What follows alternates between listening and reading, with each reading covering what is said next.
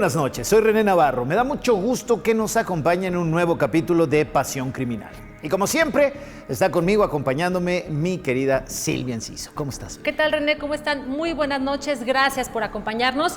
El día de hoy les traemos los rostros de aquellas personas que se dejaron guiar por supuestas voces demoníacas para cometer la locura criminal. Arrancamos con este expediente. Ella es Claudia Mijangos. Nadie podría imaginar que una ex reina de belleza sería capaz de arrebatar la vida de sus 3 hijos. La madrugada del 24 de abril de 1989, el demonio se apoderó de Claudia Mijangos luego de sostener una fuerte discusión con su esposo.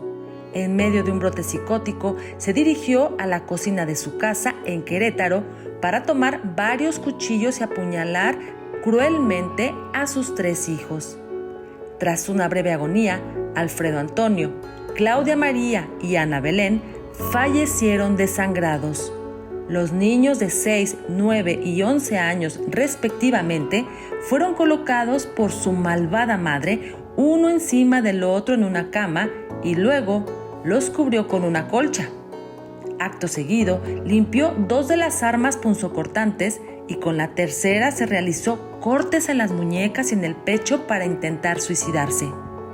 A la mañana siguiente, Verónica Vázquez, amiga de Claudia, llegó de visita a esta casa del horror. Como si no hubiera pasado nada, Mijangos abrió la puerta con la ropa empapada de sangre y la mirada extraviada.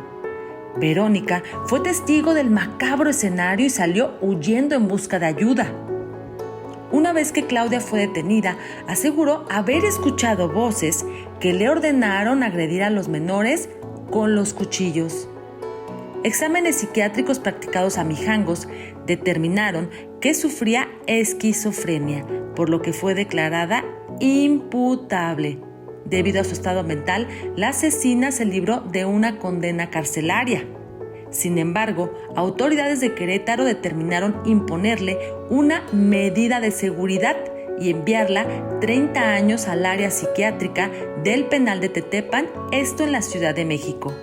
A pesar de su atrocidad, la llamada Hiena de Querétaro pudo recuperar su libertad en el año 2009, tras pasar 30 años recluida.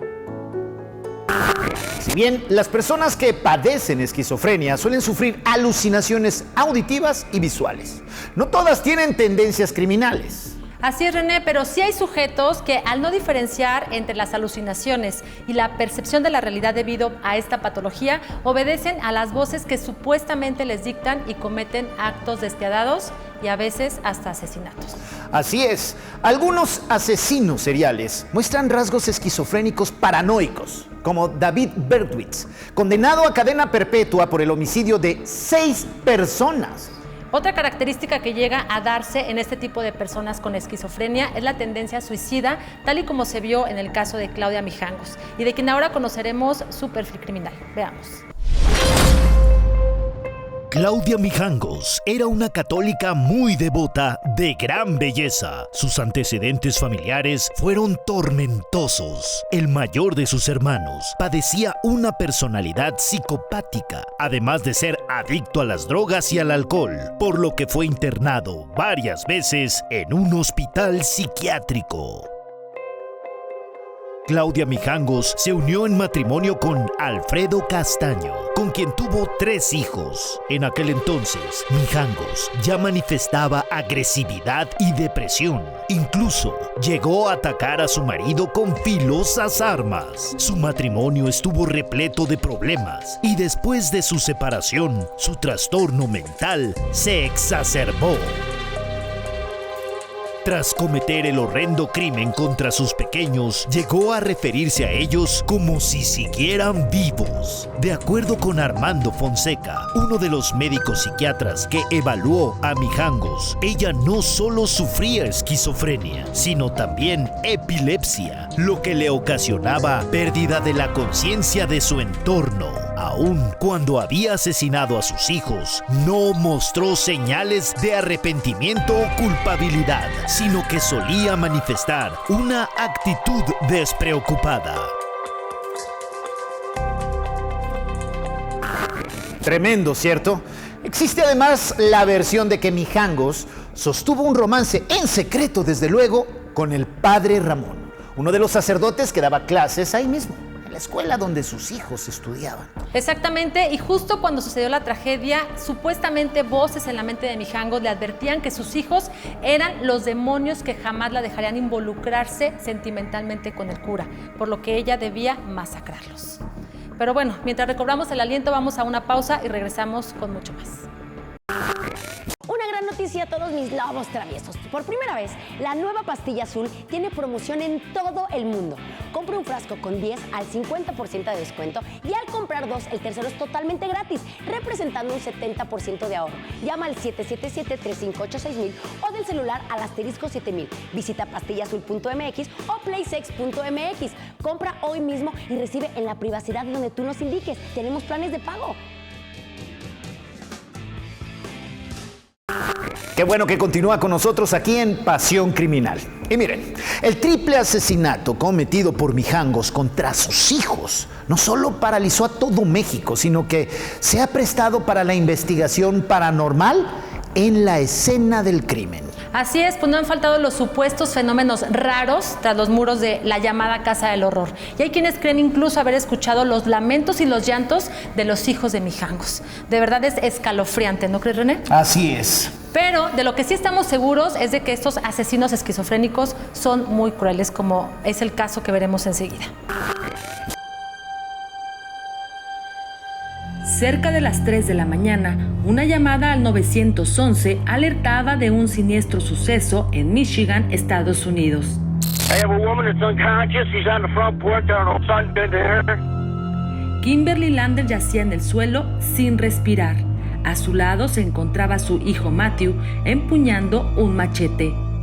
Matthew admitió ante las autoridades haber cegado de la existencia a su propia madre. Investigaciones posteriores determinaron que el joven también había intentado suicidarse. El acto criminal se dio poco tiempo después de haber sido dado de alta de un hospital psiquiátrico. Pues uno de los especialistas así lo determinó, al considerar que no existían elementos clínicos para retener al joven tras permanecer 2 semanas bajo observación. Su ingreso al nosocomio se había dado a solicitud de sus familiares por pensamientos extraños, paranoia y delirios debido a la esquizofrenia que padecía. Pero tan solo 15 horas después de haber regresado a su casa, Matthew atacó a su madre y a su pareja, al suponer que la mujer quería matarlo. Por este hecho, el joven fue acusado de homicidio e intento de asesinato. Será objeto de diversos exámenes psiquiátricos forenses para determinar de qué forma será juzgado por sus crímenes, ya sea con pena de cárcel o si será internado en una institución mental. Por ahora, la familia de la mujer fallecida condena el manejo psiquiátrico que recibió Matthew.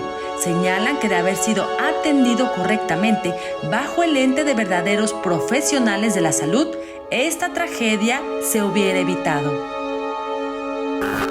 En muchos casos, los homicidios esquizofrénicos se relacionan con supuestas posesiones demoníacas. Tal es el caso de Daniel Johnson, un joven que estranguló y apuñaló en 12 ocasiones a su novia llamada Gemma, al creer que ella había sido poseída por Satanás. El joven, con esquizofrenia, desde luego, esquizofrenia paranoide, se declaró culpable del homicidio involuntario. Fue sentenciado ni más ni menos que a cadena perpetua. Pero cabe recordar que Johnson ya había pisado la cárcel por el salvaje asesinato de David Jonas con un arma punzocortante. Se trataba de una persona bastante peligrosa que no debía permanecer en libertad. Hacemos una pausa y regresamos con este y muchos casos más. Adelante.